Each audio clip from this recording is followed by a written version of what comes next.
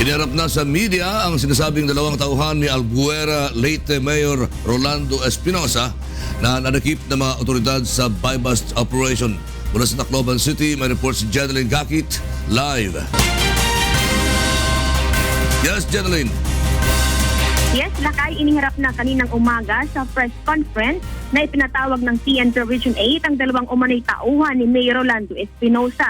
Ayon sa PNP, nadakip ang dalawa sa buy-bust operation at kasalukuyang nasa kustodiya ng Albuera Police.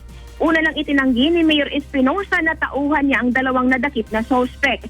Kinilala ng dalawang nadakip na sina Marcelo Daraco, sinasabing driver ni Kerwin at tumatayong personal bodyguard ni Mayor Espinosa at Jose Antiquisto na kababata umano ng batang Espinosa. Ayon sa dalawa, ang 6 na napatay kahapon sa engkwentro ay hindi mga taga-Eastern Visayas, kundi mga gun for hire mula sa Mindanao. Ayon kay Police Chief Inspector Joby Espinedo, Chief of Police Albuera Leyte, kung may ipapatrabaho ang mag-ama ay kumukuha ng talagang gun for hire sa ibang lugar para walang makakilala. Samantala, Lakay, tukoy na ng PNP ang 5 sa mga suspect na napatay kahapon sa engkwentro at ang isa naman ay patuloy pang kinikilala ng mga otoridad.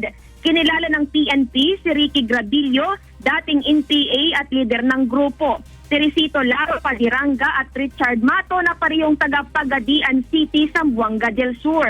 Ang dalawa pa ay kinilala lamang sa alias na Tatay at alias Arma na parehong taga Mindanao. Ayon kay PNP Regional Director Police Chief Superintendent Elmer Biltahar, nadagdagan din ang bilang ng firearms na nakuha sa bahay ng mga Espinosa. Anya, 21 long firearms at 16 na short firearms ang nakuha nilang arma sa bahay at mga tauhan ng mag-ama. Sinabi rin ni Biltahar na karamihan sa mga armas ay galing umano sa isang retired Marine. At yan man ang ating update mula rito sa Tacloban City. Balik sa iyo, Lakay.